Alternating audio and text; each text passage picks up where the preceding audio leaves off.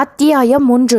நிலைக்கண்ணாடி முன்னின்று நெற்றியின் மையத்தில் இருந்த ஸ்டிக்கர் போட்டை சரி செய்து கொண்டிருந்த தர்மாவை சுவரோர டீப்பாயின் மேல் உட்கார்ந்திருந்த டெலிஃபோன் சினிங்களாய் கூப்பிட்டது. கண்ணாடியனின்றும் தன் முகத்தை பெயர்த்து கொண்டு டெலிஃபோனை நோக்கி போய் ரிசீவரை எடுத்து பொன் வளையங்கள் பளீரிடும் காதுக்கு கொடுத்தாள். ஹலோ, பேசுறது யாரு, தர்மாவா? மறுமுனையில் தீப்பந்தம் பத்திரிகை ஆசிரியர் பார்த்திபன் தன் வெங்கல குரலில் கேட்டார். ஆமா sir, good morning. Good morning. மந்திரியோட ஃபங்க்ஷனுக்கு சீக்கிரம் புறப்படம்மா. முன்வரிசையில் நீ இடம் பிடிச்சாதான் பல சூடான நியூஸ் கிடைக்கும். மந்திரி நரஹரி வெளிநாட்டுக்கு போயிட்டு வந்ததில் கட்சிக்குள்ள ஏகப்பட்ட புகைச்சல். ஒவ்வொருத்தரும் மூஞ்சியை இழுத்துக்கிட்டு உட்கார்ந்துருப்பாங்க.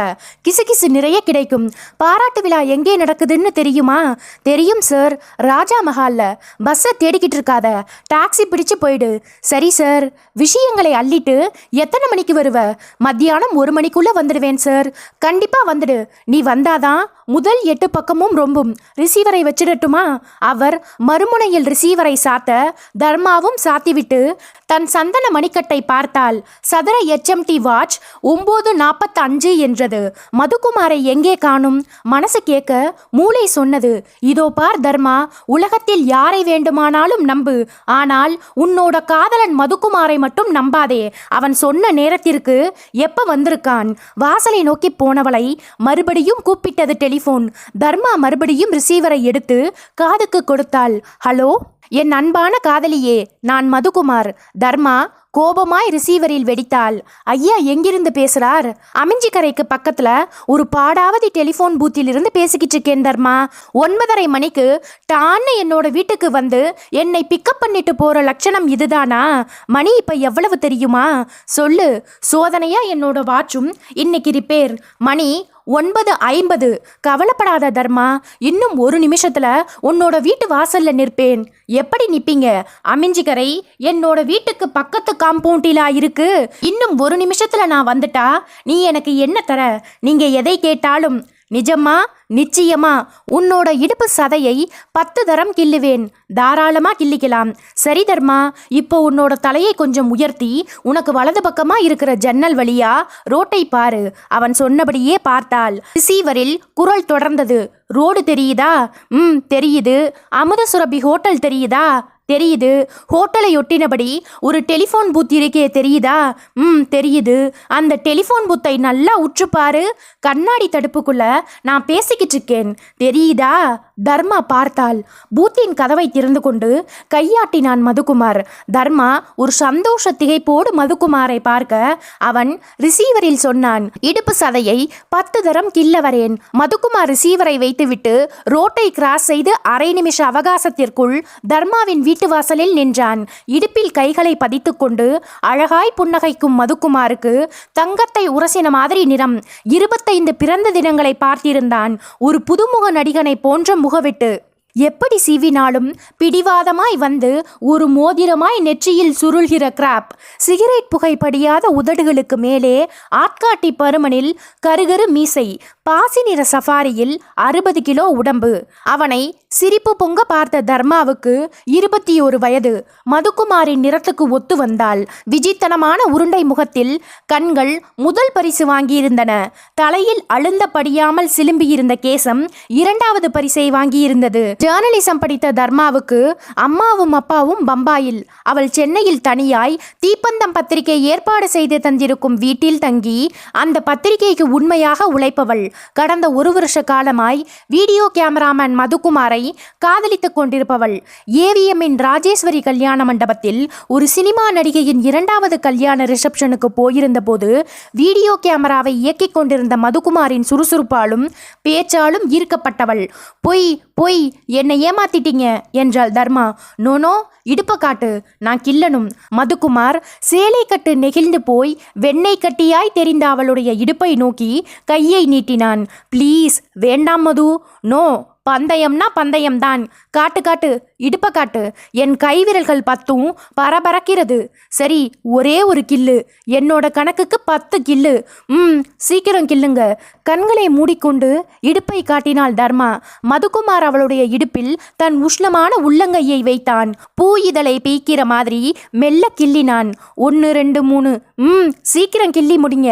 4 5 6. பூனை மாதிரி பிராண்டாதீங்க. 7, 8, 9. அம்மாடி, உங்க கைப்பட்டாலே என்னோட உடம்புல இருக்கிற நரம்பெல்லாம் டிஸ்கோ ஆடுது. 10வது கில்லை சீக்கிரமா கில்லுங்க. மாட்டேனே, இந்த 10வது கில்லு பேலன்ஸ் இருக்கட்டும். நான் இஷ்டப்பட்ட நேரத்துல எப்ப வேணும்னாலும் கில்லுவேன். இனிமே உங்க கூட ஜென்மத்துக்கும் பந்தயம் கட்ட மாட்டேன். கிளம்புங்க, கூட்டத்துக்கு நேரமாச்சு. நான் ரெடி. உங்க வீடியோ கேமரா டாக்ஸியில் ரெடியா இருக்கு.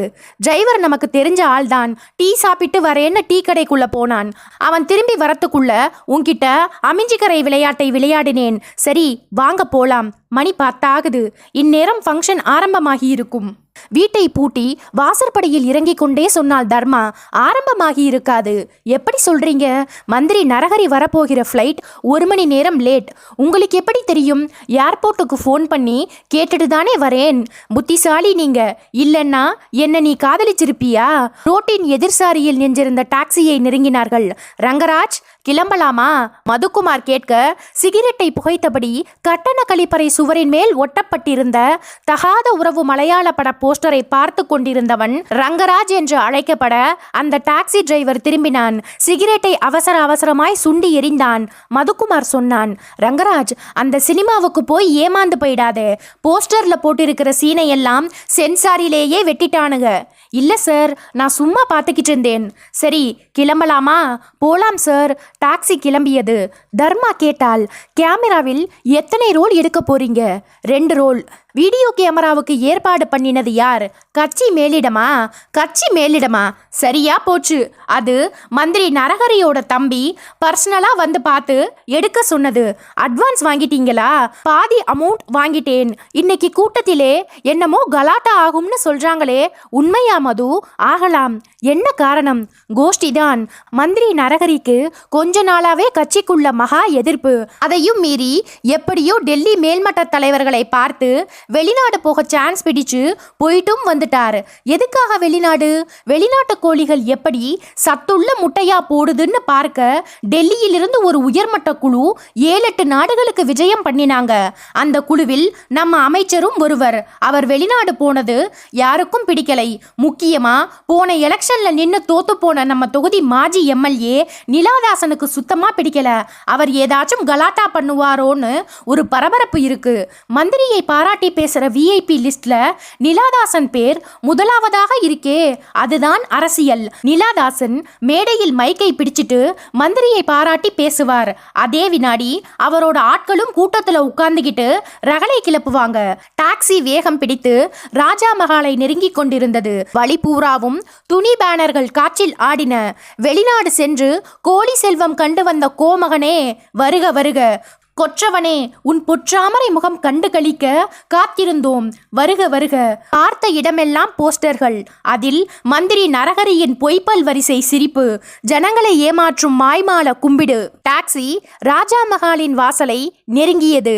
நிறைய போலீஸ், திட்டு திட்டாய் ஜனக்கும்பல். அதில் தென்பட்ட முகங்களில் பதட்டம். ஏதோ ஒரு விபரீதம் நிகழப் போகிறது என்கிற உண்மையை டாக்ஸியை விட்டு கீழே இறங்கிக் கொண்டிருந்த தர்மா உணர்ந்தாள். மனசுக்குள் ஒரு நடுக்கம் பரவி. அத்தியாயம் 2. என்னையா சொல்றான் ஏர்போர்ட்ல? மந்திரி ஃபிளைட் வருமா வராதாமா? ஆத்திரத்தோடு கேட்ட நிலாதாசன் 10 நிமிஷங்களுக்கு முன்னால் தான் 2 பெக் ஸ்காட்சை உள்ளே தள்ளி நரம்புகளுக்கு கதகதப்பை கொடுத்திருந்தார். இடம் அவருடைய பங்களா. நிலாதாசனுக்கு கொஞ்சம் ஆகிருதியான உடம்பு. முக்கால் சிவாஜியை ஞாபகத்துக்கு கொண்டு வந்தார். அடுத்த 3 வருடங்களில் 60 வயதை எட்டப்போகும் நிலாதாசனுக்கு எந்த சின்ன வீட்டில் 60ஆம் கல்யாணத்தை வைத்துக் கொள்வது என்கிற பிரச்சனை சில நாட்களாகவே இருந்து வருகிறது. நிலாதாசனுக்கு அவருடைய அப்பா அம்மா வைத்த பெயர் குப்புசாமி. அவர்களுக்கு பிறந்த எந்த குழந்தையும் நிலைக்காமல் போனதால் 3ஆவதாய் அவதரித்த இவரை குப்பை தொட்டியில் போட்டு எடுத்து வலது பக்கம் மூக்கு குத்தி குப்புசாமி என்று பெயர் வைத்தார்கள். குப்புசாமிக்கு தன்னுடைய 18வது வயதில் காதல் அரம்பிய போது அவரை காதலித்த வக்கீல் வீட்டு பெண் முதலில் அவருடைய பெயர் நன்றாக இல்லை என்று சொல்ல அரசாங்க கெஜெட்டுக்கு எழுதி எழுதி போட்டு நிலாதாசனாக மாறினார். SSLCயை 7 தரம் எழுதியும் பாஸ் ஆக முடியாததால் சலித்து அரசியலுக்கு போனார். பொதுக்கூட்டங்களில் நக்கலாக பேசி கைத்தட்டல் வாங்கி வார்டு கவுன்சிலர் ஆகி பிறகு 3 தரம் MLAவாக இருந்து 4ஆம் தரம் தொகுதி மக்கள் காலை வாரிவிடவே அந்த கோபத்தில் கட்சிக்குள் கோஷ்டி பூசலை உண்டாக்கி கொண்டிருந்தார். மந்திரி நரகரியும் இவரும் சமகால அரசியல்வாதிகள். அவர் மட்டும் மந்திரியானதில் இவருடைய ராத்திரி தூக்கம் பல சமயங்களில் கெட்டு போயிருக்கிறது. வேஷ்டியையே ஒழுங்கா கட்ட தெரியாது, இவனெல்லாம் மந்திரியாயா? நிலாதாசன் அடிக்கடி சொல்லும் வாசகம் இது. ஃப்ளைட் எத்தனை மணி நேரம் லேட்டாம்? ஒழுங்கா கேட்டியா துரராஜு? கேட்டேன்ன, 1 மணி நேரம் லேட்டாம். விமான சர்வீஸை நடத்துற உரிமையை மாநிலங்களுக்கு கொடுத்தாதான் ஃப்ளைட் சரியான நேரத்துக்கு போகும் வரும். ஆமாண்ண, மண்டபத்துல கூட்டம் எப்படி இருக்காம்? நிறைஞ்சு வழியுதாம். அந்த ஹரியோட தம்பி பிளாட்பாரத்துல கதை பேசிக்கிட்டு உட்கார்ந்திருந்தவனை எல்லாம் தலா 10 ரூபாய்க்கு புடிச்சிட்டு வந்திருப்பான். வீடியோ கேமரா வேறு ஏற்பாடு பண்ணியிருக்கான். பண்ணுவான். யார் வீட்டு பணம்? எல்லாம் நம்ம ஜனங்களோட பணம். டேய் துர்ராஜு, என்னென்ன ஐஸ் கம்மியா போட்டு ஒரு ஸ்மால் குட்ரா. பாலா போன கிக்கு ஏறவே மாட்டேங்குது. கிக் ஏறலன்னா மைக் முன்னாடி போய் நின்னா வார்த்தையே வராதுடா. அப்புறம் அந்த நரகரியை எப்படி பாராட்டி பேசுறது? இன்னைக்கு மீட்டிங்ல என்னென்ன பேச போறீங்க? ஒரு ஜால்ரா பேர்வழி கேட்க நிலாதாசன் முன்வரிசையில் கட்டியிருந்த தன்னுடைய 4 தங்கப்பற்கள் தெரிய சிரித்தார். வெளிநாட்டு கோழிகள் எப்படி முட்டை போடுதுன்னு பார்க்க போன மந்திரியில் முதல் ஆள் நம்ம நரகரியா தான் இருக்கணும். இது நம்ம தமிழ்நாட்டுக்கே பெருமை இல்லையா? அதைத்தான் பேச போறேன். நிலாதாசன் சொல்லிக் கொண்டிருக்கும் போதே இன்னொரு ஜால்ரா பேர்வழி வாசலில் நின்றும் உள்ளே வந்தான். அண்ணன், என்ன சக்திவேலு, அந்த அம்மாவும் பொண்ணும் உங்களை பார்க்கறதுக்காக வந்திருக்காங்க. எந்த அம்மாவும் பொண்ணும்? அதான கவர்மெண்ட் ஆஸ்பத்திரியில நர்ஸ் உத்தியோகம் வேணும்னு போன வாரம் அப்ளிகேஷனோட வந்தாங்களே அவங்க. ஓ சிவப்பா, சின்ன வயசு ஸ்ரீதேவி மாதிரி இருப்பாளே அந்த பொண்ணா? ஆமாண்ண, அவளே தான். நான் இப்போ ஒரு ஸ்மால் போட போறேன். ஒரு 5 நிமிஷம் கழிச்சு அம்மாவையும் பொண்ணையும் உள்ளே அனுப்பு. சரிண்ண. ஐஸ் கட்டி தழும்பி கொண்டிருந்த ஸ்காட்சை துரைராஜு நீட்ட அதை வாங்கி உதட்டுக்கு கொடுத்து கொண்டே நிலாதாசன் சொன்னார். பொண்ணு நல்ல அம்சமா இருக்கா. இந்த நர்ஸ் உத்தியோகத்தை வாங்கி கொடுத்து மடக்க முடியுமான்னு பார்க்கணும். நீங்க நினைச்சது எதுன்னு நடக்காம போயிருக்கு. ஒரு பேர்வழி ஜால்ராவை பலமாய் தட்ட நிலாதாசன் ஸ்மாலை சப்பிவிட்டு டம்ளாரை பின்பக்கமாய் கொடுத்துவிட்டு தோள் மேல் போட்டிருந்த சால்வையால் வாயை துடைத்து கொண்டார். சரியாய் 5 நிமிஷம் கழித்து அந்த அம்மாவும் பொண்ணும் தயக்க நடையோடு உள்ளே வந்தார்கள். ஒன்றாய் கும்பிட்டார்கள். நிலாதாசன் கேட்டார், அப்ளிகேஷன் கொடுத்துட்டீங்களா? போன வாரமே கொடுத்துட்டோம்யா, அம்மாக்காரி சொன்னாள். பொண்ணு பேர் என்ன? மலர்கொடி. பொண்ணுக்கு அப்பா இல்லையா? போன வருஷம் காய்ச்சல்ல விழுந்து செத்துட்டாருங்க. பொண்ணை எப்படியோ கஷ்டப்பட்டு படிக்க வச்சுட்டேன். நீங்க தான் பார்த்து அவளுக்கு கை தரணும். பொண்ணுக்கு என்ன வயசு? 18ங்க. சரி, அடுத்த வாரம் ஞாயிற்றுக்கிழமை சாயந்தரம் 6 மணிக்கு மேல இதே வீட்டுக்கு வாங்க. அப்பாயின்மெண்ட் ஆர்டரை வாங்கிட்டு போலாம். ரொம்பவும் நன்றியா. மலர்குடி கும்பிடுவதற்காக கைகளை உயர்த்திய போது அவளுடைய அக்குள் பகுதியில் கிழிந்து உடம்பின் நிறம் ஒரு வெளிச்சக்கோடாய் தெரிய அதை ரசனையோடு பார்த்தார் நிலாதாசன். அடுத்த கணமே அம்மாக்காரியின் பக்கமாய் திரும்பினார். ஏம்மா, வயசு பொண்ணை வெளியே கூட்டிட்டு வரப்ப கிளிசல் இல்லாத ஜாக்கெட்டா போட்டு கூட்டிட்டு வரக்கூடாது? அந்த அம்மாவின் கண்களில் நீர் மின்னியது. தழுதழுப்பான குரலில் சொன்னாள், அவகிட்ட இருக்கிற நல்ல ஜாக்கெட்டே அதுதான் ஐயா. பள்ளி மாதிரி உச்கொட்டி கொண்டே தன் ஜிப்பாவினின்றும் அந்த கனமான பர்ஸை எடுத்தார். பிரித்து 2 100 ரூபாய் நோட்டுகளை உருவி அந்த அம்மாவிடம் நீட்டினார். இந்தாம்மா, பிடிங்க. பொண்ணுக்கு 4-5 நல்ல ஜாக்கெட்டுகளா தைச்சு கொடுங்க. ஆம்பளைங்க இருக்கிற பக்கம் வர பொண்ணு இப்படி கிளிசலை போட்டுட்டு வரலாமா? அம்மாக்காரி பணம் வாங்க தயங்கினாள். சும்மா வாங்கிக்கிங்கம்மா. உங்க மூத்த அண்ணன் பணம் கொடுத்தா வாங்கிக்க மாட்டீங்களா? அந்த வார்த்தையில் அடிபட்ட பெண் கையை நீட்டி அந்த பணத்தை வாங்கி கொள்ள நிலாதாசன் சொன்னார். அடுத்த ஞாயிற்றுக்கிழமை சாயந்தரம் 6 மணிக்கு மேல பொண்ணை கூட்டிக்கிட்டு இங்கே வந்துடுமா. ஆர்டர் வாங்கிட்டு போயிடலாம். வரோம்யா, போயிட்டு வாங்க. அவர்கள் திரும்பி போனார்கள். போனதும் நிலாதாசன் சொன்னார், மலர்கொடிக்கு நல்ல உடம்பு, இடுப்பு இப்பவே பெருசா இருக்கு. அண்ணன், இது படியும்னு எனக்கு தோணல. அடுத்த ஞாயிற்றுக்கிழமை முயற்சி பண்ணி பார்ப்போம் என்று சொன்ன நிலாதாசன் பின்பக்கமாய் திரும்பி துரைராஜை பார்க்க, நீங்க கேப்பீங்கன்னு தெரியும்ன, அதான் ஊத்தி வச்சிட்டேன். தயாராய் வைத்திருந்த ஸ்மாலை எடுத்து நீட்டினான். அத்தியாயம் 3. மேடை நரகரிக்காக காத்திருக்க சுற்றிலும் அரைவட்டமாய் வியூகம் போட்டிருக்க மதுக்குமார் வீடியோ கேமராவோடு இயங்கிக் கொண்டிருந்தான். ஃப்ளட்லைட் வெளிச்சத்தை ஒருத்தர் உயர்த்தி பிடித்து கொண்டு நாற்காலிகளில் உட்கார்ந்திருந்த முக்கியஸ்தர்களை அடையாளம் காட்ட கேமரா அவர்களை சுருட்டி கொண்டிருந்தது. தர்மா கையில் ஒரு சின்ன நோட் புத்தகத்தோடும் உதட்டில் கடித்த பால்பாயின் பேனாவோடும் திரிந்து முக்கியஸ்தர்களின் வாயிலிருந்து வரப்போகும் வார்த்தைகளுக்காக காத்திருந்தாள். நிமிஷத்திற்கு ஒரு தரம் மதுக்குமாரின் பக்கமாய் திரும்பி அவன் தந்த புன்னகையை சேகரித்துக் கொண்டிருந்தாள். மைக்கை பிடித்திருந்த கட்சி பிரமுகர் ஒருவர் வெளிநாட்டிலிருந்து திரும்ப போகும் நரகரியை பற்றி பேசிக் கொண்டிருந்தார். எனவேதான் சொல்கிறேன், நரகரி பதவிக்கோ பட்டத்திற்கோ என்றைக்குமே ஆசைப்பட்டவர் இல்லை. பதவியும் பட்டமும் தானாக அவரை தேடி வந்தது. நம் கட்சி எதிர்க்கட்சியாக இருந்த காலத்தில் போலீஸ் அடக்குமுறையின் காரணமாக தன் சுண்டு விரலையே பலி கொடுத்தவர். மொத்தம் 30 நாட்கள் சேலம் ஜெயிலில் கடுங்காவல் தண்டனையை அனுபவித்தவர். அவருடைய ஏற்றத்தையும் உயர்வையும் கண்டு நம் கட்சிக்குள்ளே இருக்கின்ற சில மூன்றாந்தர பேர்வழிகள் வயிறு எறிகிறார்கள். அவரை வீழ்த்த துடிக்கிறார்கள். அவர்களுக்கெல்லாம் நான் சொல்லிக் கொள்வேன், பனிமலை உருகும், எவரெஸ்ட் சிகரம் கீழே வரும், அப்போது அதன் மேல் ஏறி நிற்கலாம் என்று கனவு காணாதீர்கள். அவர் பேச பேச அவருடைய வார்த்தைகளுக்காக கூட்டத்தின் ஒரு பகுதியினர் சோகையாய் கைத்தட்டினார்கள். மேடையோரும் உட்கார்ந்திருந்த நிலாதாசன் தன் நாற்காலியில் அவஸ்தையாய் நெளிந்து தன் அருகே உட்கார்ந்திருந்த ஜால்ஜாவிடம் மெல்லிய குரலில் சொன்னார், அந்த ஜொல்லுவாயனை சீக்கிரமா பேச்ச முடிச்சுக்கிட்டு உட்கார சொல்லியா, மேடையும் மைக்கும் கிடைச்சிட்டா போதும், படி இல்லாம அளக்க ஆரம்பிச்சிடுவான். அந்த ஜால்ரா எழுந்து போக இன்னொரு ஜால்ராவின் பக்கமாய் திரும்பினார் நிலாதாசன். அந்த வீடியோ கேமராக்காரனை கூப்பிட்டு, என்ன கொஞ்சம் கவர் பண்ண சொல்லியா, கேமரா என் பக்கமே திரும்ப மாட்டேங்குது, போய் சொல்லிட்டு வரேன்ன. அவன் கிளம்ப நிலாதாசனுக்கு பின்னால் அந்த குரல் கேட்டது. Excuse me sir. நிலாதாசன் திரும்பினார். தர்மா புன்னகைத்தாள். என்னம்மா, என்ன வேணும்? நான் ஒரு பத்திரிகையிலிருந்து வரேன் சார். உங்ககிட்ட ஒரு சின்ன பேட்டி. எந்த பத்திரிகை? தீப்பந்தம். நல்லா எரியுதா? தர்மா விழிக்க, சர்க்குலேஷன் நல்லா போகுதான்னு கேட்டேம்மா. லட்சத்துக்கு மேல போகுது சார். சரி, என்கிட்ட என்னம்மா கேட்க போற? அமைச்சர் நரகரியோட வெளிநாட்டு பயணத்தை பத்தி நீங்க என்ன நினைக்கிறீங்க சார்? தமிழ்நாட்டுக்கே பெருமை. அவரை பத்தி நீங்க என்ன சார் நினைக்கிறீங்க? நல்லவர், வல்லவர். உங்களுக்கும் அவருக்கும் ஏதோ கருத்து வேறுபாடுன்னு சொன்னாங்களே, உண்மையா சார்? எதிர்க்கட்சிகள் வைக்கிற ஒப்பாரி அது. இந்த கூட்டம் ஒரு அசாதாரணமான டென்ஷனோட இருக்கு. ஏதாவது கலாட்டா நடக்கலாம்னு போலீஸ் ஃபீல் பண்றாங்க. நீங்க என்ன நினைக்கிறீங்க? அப்படியெல்லாம் எதுவும் நடக்காது. கட்டுப்பாடோட கூடிய கட்சி எங்க கட்சி. கூட்டம் அமைதியா நடக்கும். நீங்க இந்த மேடையில பேச போறீங்களா? கண்டிப்பா. Thank you sir. மேடையை விட்டு நகர்ந்தாள் தர்மா. நிலாதாசனை கவர் பண்ண வீடியோ கேமராவோடு வந்த மதுக்குமார் எதிர்பட புன்னகைத்தாள். சூடான நியூஸே கிடைக்க மாட்டேங்குது மது. நிலாதாசன் என்ன சொல்றார்? ரொம்பவும் பவ்யமா பேசினார் மது. நரகரியை பத்தி பேசுறப்ப உயர்வா பேசுறார். கூட்டத்துல தான் டென்ஷன் இருக்கு, அவர்கிட்ட இல்ல. சரி நகரு. வீடியோ கேமரா அவரை கவர் பண்ணலன்னு கோபமாம், அதான் போய்கிட்டு இருக்கேன். அவன் சொல்லி கொண்டிருக்கும் போதே வெளியே மண்டப வாசலில் அந்த இரைச்சல் எழுந்தது. அமைச்சர் நரகரி வாழ்க, வெளிநாடு சென்ற வேந்தர் வாழ்க, அன்பு அண்ணன் நரகரி வாழ்க. மந்திரி வந்துட்டார் போலிருக்கு தர்மா. கூட்டம் கண்டபடி நெறியும். நீ என் பக்கத்திலேயே இரு. கூட்டத்துல போய் எசகு பிசக மாட்டிக்காதே. ஆட்கள் உன்னை பஞ்சாமிர்தம் பண்ணிடுவாங்க.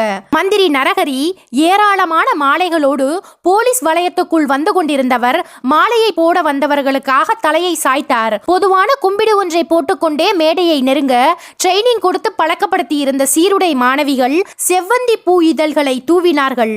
60 வயதில் நரைத்த முடியோடு மேடை ஏறிய நரகரியை உட்கார்ந்திருந்த நிலாதாசன் எழுந்து கட்டி தழுவிக்கொள்ள கூட்டத்தில் கைத்தட்டல் பீட்டு கொண்டு போயிற்று. ஒரே ஆரவாரம். நிலாதாசனுக்கு முன்னால் மைக் வைக்கப்பட அவர் பேசினார். எனக்கு அண்ணனாகவும் வழிகாட்டியாகவும் இருக்கிற அமைச்சர் நரகரி அவர்களே, ஏதோ நடக்கப் போகிறது என்று எதிர்பார்த்து வந்திருக்கிற என் இனிய எதிர்க்கட்சி நண்பர்களே, நம் கட்சியை கட்டிக்காக்கும் தூண்களே, யாவருக்கும் என் வணக்கம். கடந்த 1 மாத காலமாய் 10க்கும் அதிகமான வெளிநாடுகளில் பயணம் செய்து கோழி முட்டையிடுவதை பற்றிய தெளிவான விளக்கம் பெற்று வந்திருக்கிறார் நம் அமைச்சர். கோழி முட்டையிடுவதை பார்க்க அரசாங்க பணத்தை செலவு செய்து கொண்டு போக வேண்டுமா? நம் நாட்டின் கிராமங்களுக்கு போய் பார்த்தாலே தெரியாதா என்று எதிர்க்கட்சி நண்பர்கள் கேலி பேசுகிறார்களாம். அவர்களுக்கெல்லாம் நான் ஒன்று சொல்லிக் கொள்வேன். நம் நாட்டு கோழிகளுக்கும் வெளிநாட்டு கோழிகளுக்கும் எத்தனையோ வித்தியாசம் இருக்கிறது. ஆஸ்திரியா கோழி ஒரு வாரத்திற்கு 15 முட்டைகள் இடுகிறது. ஆனால் நம் இந்திய கோழிகள் 6 முட்டைகள் தான் இடுகின்றன. வாரத்தில் ஒரு நாள் லீவு போட்டு விடுகிறதாம்.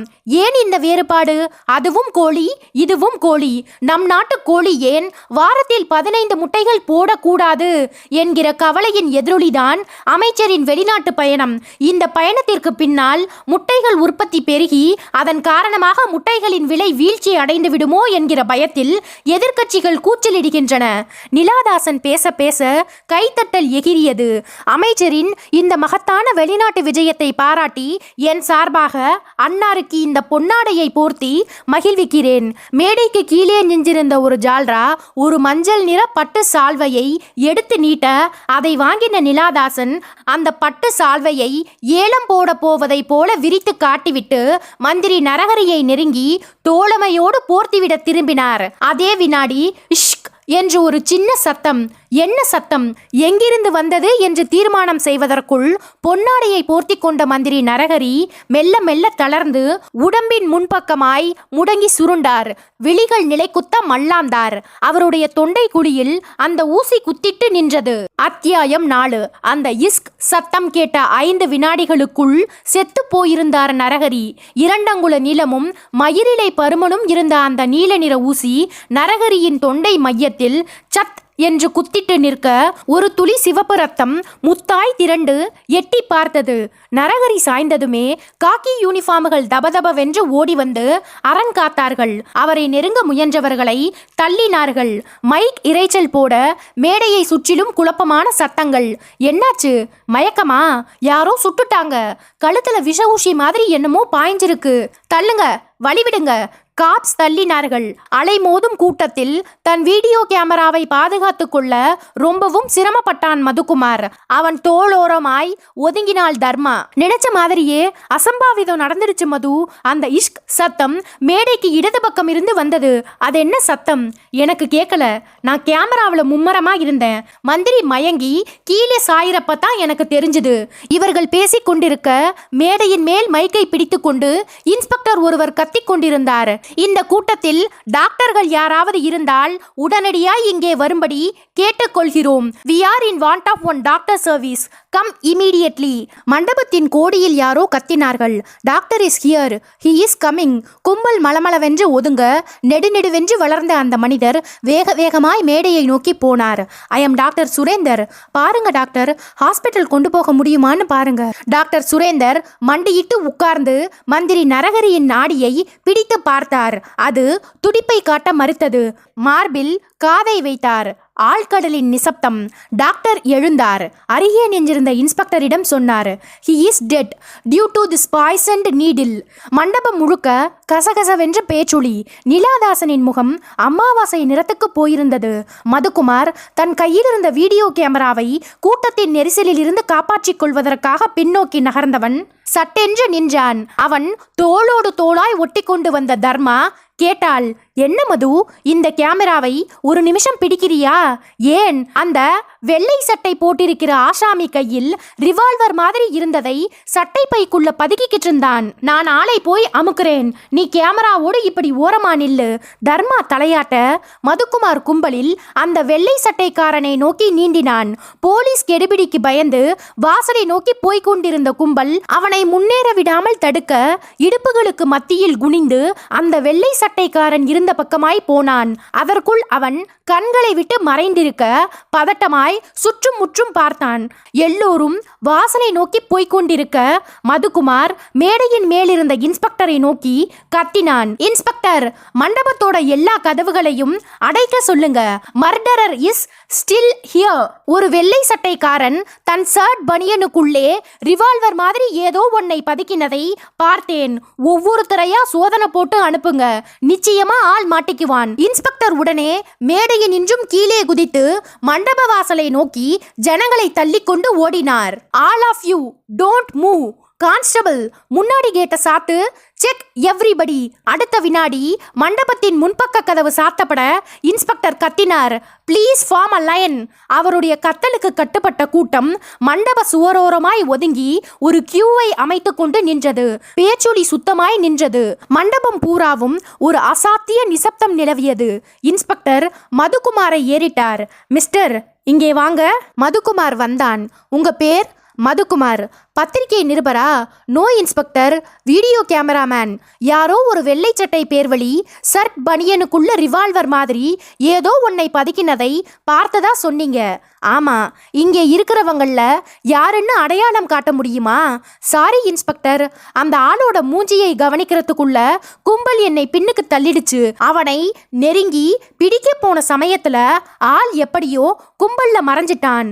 சரி, கேட் கதவுக்கு வாங்க. கான்ஸ்டபிள் ஒவ்வொரு ஆளையும் செக் பண்றப்ப நீங்களும் பாருங்க. மதுகுமாரை கூட்டிக் கொண்டு மண்டப கேட்டுக்கு போனார் இன்ஸ்பெக்டர். கான்ஸ்டபிள் ஒவ்வொரு ஆளையும் உடம்பு முழுக்க தடவி தடவி வெளியே விட கியூ நகர்ந்தது. மதுகுமார் கான்ஸ்டபிளின் அருகே நின்று ஒவ்வொருவரின் முகத்தையும் உன்னிப்பாய் பார்த்து கொண்டிருந்தான். காற்றில் கற்பூரம் கரைகிற மாதிரி கூட்டம் கொஞ்சம் கொஞ்சமாய் கரைந்து கொண்டிருக்க இன்ஸ்பெக்டர் முகம் இருண்டு கொண்டிருந்தார். மேடையினின்றும் கீழே இறங்கி வந்த நிலாதாசன் இன்ஸ்பெக்டரின் அருகில் வந்து நின்றார். இது எதிர்கட்சிக்காரங்களோட வேலையாத்தான் இருக்கும் இன்ஸ்பெக்டர். அமைச்சர் மேடையில சாஞ்சதுமே ஒரு கும்பல் மண்டப கேட் வழியா வெளியே போயிடுச்சு. சுட்டவன் நிச்சயமா மண்டபத்துக்குள்ள இருக்க மாட்டான், எப்பவோ பறந்திருப்பான். அத்தியாயம் 5. விவேக்கிற்கு டெலிபோன் அழைப்பு வந்தபோது தன் புத்தம்புது மனைவி ரூபலாவிடம் அறுவை ஜோக் கேள்விகளாய் கேட்டு அவளை அறுத்து கொண்டிருந்தான். தபால் பெட்டி ஏன் சிவப்பாயிருக்கு? சொல்லு பார்க்கலாம். ரூபலா தன் அழகிய பெரிய விழிகளால் விழி என்று விழித்துவிட்டு தெரியல என்று சொல்ல, விவேக், கவர்மெண்ட் அதுக்கெல்லாம் சிவப்பு பெயிண்ட் அடிச்சிருக்காங்க, அதான் சிவப்பாயிருக்கு என்றான். சரியான கடி என்றாள் ரூபலா. வயது 20. கிரிக்கெட் பிளேயர் ரவி சாஸ்திரிக்கும் மகாத்மாவுக்கும் என்ன வித்தியாசம்? தெரியலை. Ravi Shastri left hand spinner, Mahatma Gandhi right hand spinner. Vivek அடுத்த அறுவை ஜோக்குக்கு தாவும் முன்பாக டெலிபோன் தொண்டையை செருமி கூப்பிட்டது. உங்களை யாரோ கூப்பிடுறாங்க என்றாள் ரூபலா. மாம்பழ நிற கலரில் இருந்த புடவையில் மெலிசாய் நிரம்பியிருந்தாள். ரூபி, ரிசீவரை நீயே எடு. டிபார்ட்மெண்ட்ல இருந்து என்ன கேட்டா மாம்பழம் ரங்கநாதன் தெருவுக்கு சென்று நான் மளிகை சாமான் வாங்க போயிருக்கிறதா சொல்லிடு. ரூபலா சிரித்தாள். பல்வரிசை போட்டோ ஃபிளாஷாய் மின்னியது. போய் ரிசீவரை எடுத்தாள். ஹலோ, என்னம்மா ரூபலா, விவேக் இருக்காரா? மறுமுனையில் கோகுல்நாத் கேட்டார். இருக்கார் சார், அவர் கூட கொஞ்சம் பேசணுமா? ஒரு நிமிஷம் என்றவள் ரிசீவரின் வாயை பொத்திக்கொண்டு விவேக்கை புன்னகையோடு பார்த்தாள். என்னங்க, வந்து பேசுறீங்களா? போன்ல யாரு? மிஸ்டர் கோகுல்நாத். போச்சுடா. தரையில் அப்படியே உட்கார்ந்து தலையில் கை வைத்து கொண்டான் விவேக். மனுஷன் நிச்சயமா ஏதாவது கேஸை கொண்டு வந்திருப்பார். வந்து பேசுறீங்களா? நான் இருக்கேன்னு சொல்லிட்டியா? சுத்தமா சொல்லிட்டேன். அசோகனோட பேச்ச கேட்காம போயிட்டேனேன்னு இப்ப வருத்தமா இருக்கு. அது யாரு அசோகன்? என்னோட ஃப்ரெண்ட். என்ன சொன்னார்? இவ்வளவு சீக்கிரத்துல கல்யாணம் பண்ணிக்காதேன்னு. ரொம்ப லேட். வந்து பேசுறீங்களா? மிஸ்டர் கோகுல்நாத் போன்ல காத்துக்கிட்டு இருக்கார். வரேன் என்று சொன்ன விவேக் மெதுவாய் நடந்து வந்து ரிசீவரை வாங்கி ஹலோ என்றான்.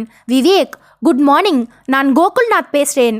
Good morning. சொல்லுங்க கோகுல்நாத், நீங்க உடனே ராஜா மஹாலுக்கு வரணும். கேசா கோகுல்நாத், நான் ரூபலாவோட கழுத்துல கட்டின தாலியோட மஞ்சள் கூட இன்னும் காயல, அதுக்குள்ள கேசா? என்ன பார்த்தா உங்களுக்கு பாவமா இல்லையா? விவேக், உங்க நிலைமை எனக்கு தெரியும். இருந்தாலும் இது ஒரு விஐபி மர்டர். விஐபியா? மினிஸ்டர். யாரு? Narahari, food minister. அவரே தான். அவர் இன்னைக்கு தானே வெளிநாட்டிலிருந்து வரப்போறதா ஹிந்துவில் பார்த்தேன். வந்தார். ராஜா மஹால்ல நடந்த ஒரு பாராட்டு விழாவில் கலந்துக்கிட்டார். பொன்னாடை போர்த்துறப்பவே சாய்ஞ்சிட்டார். எப்படி? பாய்சன் நீடிலை ரிவால்வர்ல ஃபிக்ஸ் பண்ணி யாரோ சுற்றுக்காங்க. ஊசி தொண்டையிலேயே பாய்ஞ்சிடுச்சு. நான் இப்ப வரேன். ரிசீவரை வைத்துவிட்டு கொஞ்சம் கவலையோடு திரும்பினான் விவேக். ரூபலா தன் கையில் தயாராய் வைத்திருந்த ஹோண்டா பைக்கின் சாவியை நீட்டினாள்.